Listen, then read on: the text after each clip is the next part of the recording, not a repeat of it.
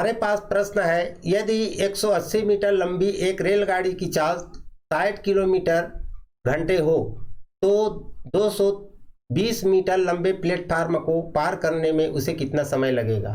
ध्यान दीजिए, ऐसे प्रश्नों को हम आसानी से कैसे हल करें, इसको हमें सबसे पहले समझना है।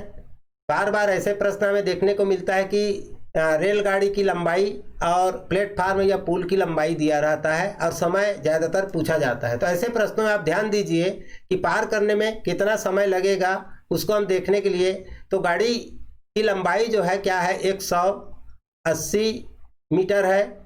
ये आपको यहाँ पर दिया गया है, गाड़ी की लंबाई 180 मीटर है और उसे पार करने के लिए 320 मीटर की प्लेटफार्म भी उसको पार करना है। तो ध्यान दीजिए, जब भी प्लेटफार्म को पार करना है, गाड़ी की लंबाई हो, तो हमें उन दोनों को जोड़ना होता है। अब जोड़ना क्यों होता है इसको भी हम आपको समझा देते हैं। ये हो जाएगा 500 मीटर।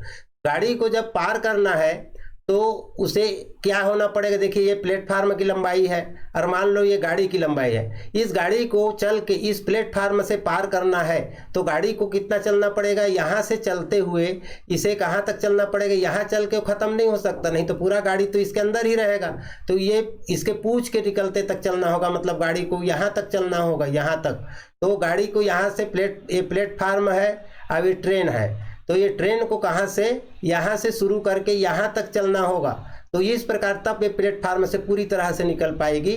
तो इसी प्रकार आपको समझना है। तो उसे गाड़ी को 180 मीटर भी चलना पड़ेगा, प्लेटफार्म की लंबाई के बराबर भी चलना पड़ेगा, मतलब अपनी लंबाई और प्लेटफार्म की लंबाई के बराबर उसे चलना पड़ेगा, इसलिए इसे जोड़ दिया जाता है। तो हम जोड़ के क्या निकाल लिए, 500 मीटर ट्रेन को चलना पड़ेगा। अब 500 मीटर चलने में उसे कितना समय लगेगा, वही समय इसका उत्तर होगा। अब गाड़ी की चाल यहाँ पर बताया गया है, मतलब गाड़ी जो है 1 घंटे में 60 किलोमीटर अर्थात 60,000 मीटर चलती है।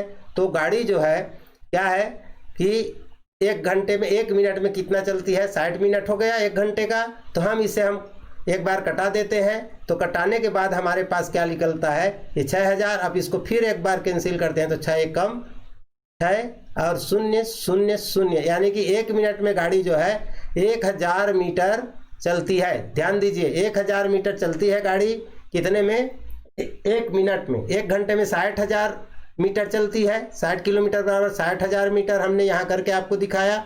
अब यहाँ पर हमने इसको हल कर दिया तो निकल के आया कि 1 मिनट में रेलगाड़ी जो है 1000 मीटर चलती है। अब उसको चलना कितना है, 500 मीटर, तो उसे आधा मिनट लगेगा। और आधा मिनट बराबर क्या होता है, सेकंड में उत्तर है यहाँ पर, तो 30 सेकंड ही होगा। आप लोग अच्छी तरह से समझ सकते हैं। तो ये उत्तर आपका निकल के आ गया। इस बात को आपको नहीं भूलना है, प्लेटफार्म पुल आदि दिया रहे तो उसे जोड़ करके ही आप प्रश्न को हल करें। तो ये 13वां नंबर का प्रश्न आपको अच्छे से समझ में आ गया होगा। और प्रश्न समझ में आया तो आप जो है हमारी वीडियो को लाइक जरूर कर दें। और तब तक हम प्रश्न बदल रहे हैं, आप जो है चैनल को सब्सक्राइब भी कर लें ताकि हमारा नोटिफिकेशन आपके पास पहुंचता रहे। प्रश्न क्रमांक 14 में हमारे पास जो प्रश्न निकल के आ रहा है, ये प्रश्न क्या है इसको भी देखिए। 516 का 5/12 तथा 495 का 4/9 का अंतर ज्ञात कीजिए। देखिए ये तो दो संख्याएं अलग अलग है और इसका हल भी करना है और हल करने के बाद उसका अंतर हमें निकालना है। तो चलिए हम अंतर निकालने के लिए सबसे पहले क्या करेंगे, इसे देखिए। हम सबसे पहले दोनों का हल कर देते हैं। 516 हल करने के लिए 516 का के जगह पे गुणा, बोर्ड मास नियम में का के बदला में क्या लगाया जाता है, गुणा। अरे 5 ऊपर में है उसको इसके साथ कर देते हैं और इस बटे के नीचे में है उसको इसके नीचे कर देते हैं। अब ये हो गया हमारा 516 गुणित 5/12।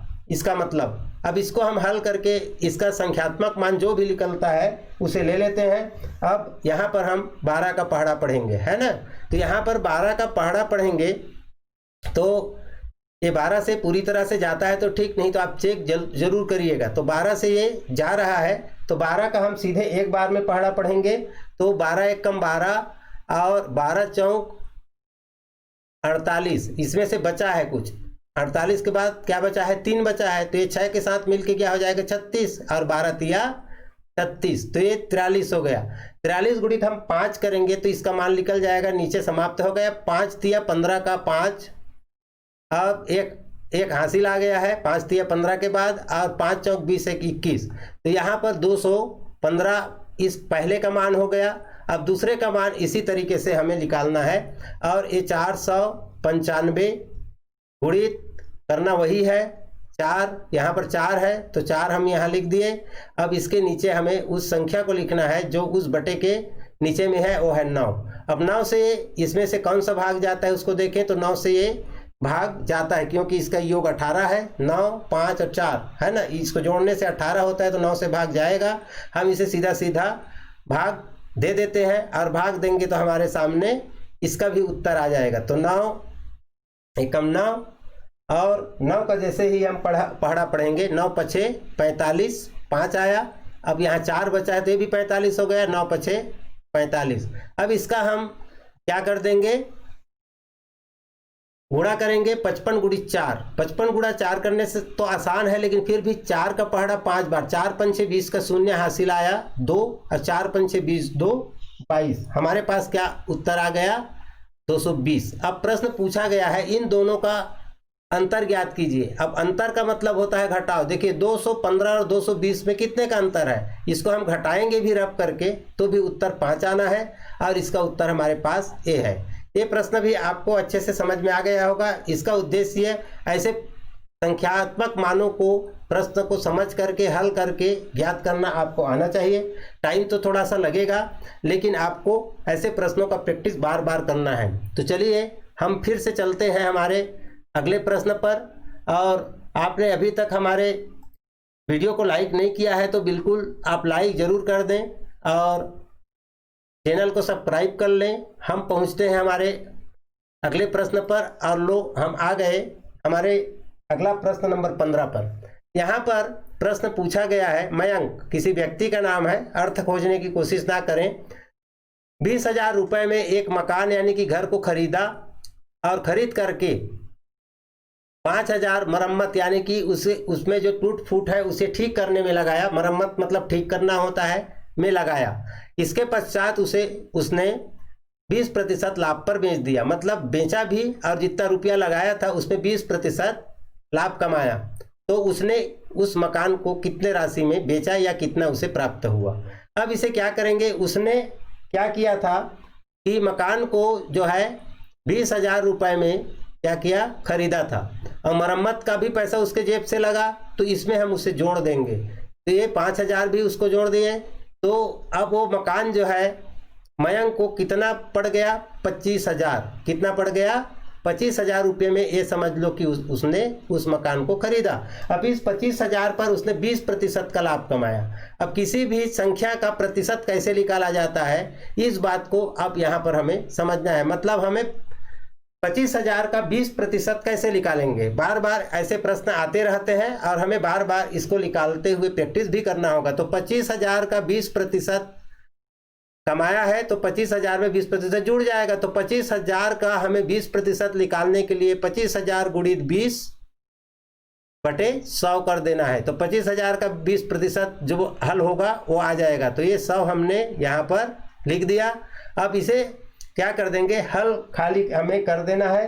जैसे ही हम इसे हल कर देंगे तो उसका लाभ निकल आएगा। उस लाभ को उसके द्वारा खरीदे गए राशि पर और जोड़ देंगे, तो उसे कितना राशि प्राप्त हुआ या होगा वो पता चल जाएगा। तो चलिए हम यहाँ का शून्य को यहाँ के शून्य से कैंसिल कर दें, यहाँ के एक शून्य को यहाँ से। अब 250 को 20 के साथ गुणा करेंगे। ध्यान दीजिए 250 को हम 20 के साथ गुणा करते हैं, तो एक गुणा करते हुए नहीं बैठना है। हम देख रहे हैं कि 20 में भी एक शून्य है यहाँ पर, और 250 में भी एक शून्य है। ये दोनों शून्य को कुछ टाइम के लिए छोड़ दें। अब 25 दूने 50, देखिए 25 दूने 50 कर दें, और ये दोनों शून्य मैं राइट किया हूँ। देखिए आखिरी में शून्य होने पर और गुणा करना हो तो मूल संख्या का हम गुणा कर देंगे। हमने गुणा किसका किया है, 25 का 2 के साथ, है ना। तो 25 दूने 50। अब ये दोनों शून्य को बारी बारी से 2 बार लिख देंगे। ये दोनों तरफ है तो भी लिखेंगे, एक ही तरफ रहता तो भी लिखते। तो इस प्रकार से ये कितना उसको लाभ मिला है 5,000 का। अरे 5,000 इसके साथ क्या हो जाएगा, जुड़ जाएगा। ये हमने इसको जोड़ दिया। अब उत्तर हम लेके यहाँ पर आएंगे, जोड़ेंगे तो ये शून्य, ये शून्य, ये शून्य, 5 दूने 10 का शून्य, और यहाँ पर हासिल एक के साथ ये हो जाएगा 30,000 रुपये में उसने क्या किया था, उसे बेचा था, या उसे 30,000 रुपये प्राप्त होंगे। और यहाँ पर ये उत्तर आपके सामने आ चुका है। चलिए हम चलते हैं फटाफट हमारे अगले प्रश्न पर। और अगले प्रश्न हमारे पास क्या है उसको हम देखें। अगला प्रश्न हमारे पास आ गया। ये प्रश्न है संख्या क्या है, 1,69,390 को 13 से भाग देने पर भागफल प्राप्त होगा। यानी कौन सा भागफल प्राप्त होगा? बच्चे इसे कटा देते हैं, और कटा देते हैं तो एक गड़बड़ हो जाता है। देखिए 16, 9, 3, 9, 0, और कई बच्चे इसे 13 से क्या कर देंगे। देखिए मैं गलत करके बता रहा हूँ आपको। सबसे पहले मैं क्या करके बता रहा हूँ, गलत। यानी कि 13 से यदि हम भाग दे देते हैं तो देखिए 13 एकम 13 बचा 3, 13 तिया 39 हो गया। अब फिर 13 39 हो गया, फिर 13 तिया 39 पढ़ देते हैं, 13 शून्यम शून्य। अब बहुत से बच्चे इसका उत्तर का क्या निकालेंगे, 1 3 3 0। अब 1 3 3 0 यदि ऑप्शन रहता तो हो गया था उनका। कई लोग शून्य को नहीं करते हैं, तो ऐसी गलती हमें नहीं करना है। ऐसी जब भी प्रश्न आए हम उसे क्या करें, पूरे संख्या को भाग दें। तो 1, 6, 9, 3, 9 और 0, और इसको पूरी तरह से नियमानुसार हम भाग देते हैं, वैसी 13 से भाग दें। देखिए 13 एकम 13, अब इसमें से बचा 3, इसमें उतारे 9, 13 तिया 39। ये हो गया हमारा कैंसिल। ये कैंसिल हो जाने के बाद हमें केवल एक संख्या उतारना होता है। 9 तक तो हो गया, अब हमें एक संख्या उतारेंगे। 2 39 पूरा नहीं उतारना है, नहीं तो गलत हो जाएगा। 13 शून्यम शून्य शून्य, अब बचा 3, इसको भी घटाए तो अब जाके हम इस 9 को नीचे लेंगे तो 13 तिया 39 ये हो गया। अभी भी कैंसिल हो गया, घटाए तो। अब यहाँ पर एक शून्य बचा है, तो शून्य का भाग में भी हम शून्य लिख सकते हैं, नहीं तो शून्य लास्ट रहेगा तो, और नहीं तो यहाँ नीचे ले लेंगे 13 शून्यम शून्य करके इस प्रकार से हम लिख सकते हैं। तो 1 3 0 3 0, तो ये आपका उत्तर यहाँ पर प्राप्त होता है। हमारे वीडियो को अधिक से अधिक शेयर करें, और आपको हमारे 1100 प्रश्नों का टेस्ट आपको देना है तो इसी वीडियो के डिस्क्रिप्शन में आपको उसका PDF फाइल मिल जाएगा। इसे आप डाउनलोड कर लें, और उसमें 101 लिंक दिया गया है जिसमें 1100 नवोदय संबंधी महत्वपूर्ण प्रश्न दिए गए हैं, जिसको आप प्रतिदिन एक एक टेस्ट दे सकते हैं। तो बने रहिए हमारे YouTube पर। मिलते हैं किसी अन्य वीडियो के साथ। आज के लिए इतना ही। धन्यवाद। जय हिंद, जय भारत।